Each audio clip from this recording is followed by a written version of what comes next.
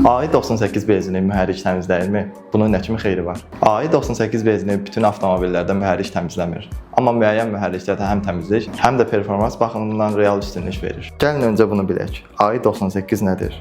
AI98 98 oktanlı yüksək keyfiyyətli benzin növüdür. Oktan dəyəri nə qədər yüksəkdirsə, benzin öz-özünə alışmağa o qədər davamlıdır.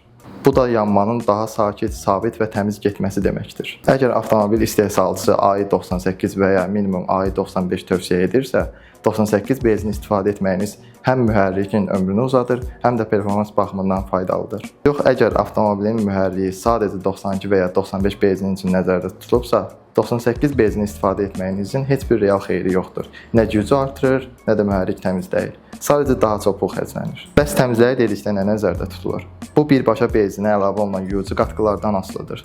Bəzi 98 oktan benzinlərdə təmizləyici əlavələr olur ki, bu da yanacaq sisteminin klapanları və silindr başlıqlarını təmiz saxlamağa kömək edir. Yəni təmizləyici təsir oktan sayəsində deyil, benzinin tərkibindəki əlavə kimyəvi maddələr sayəsindədir.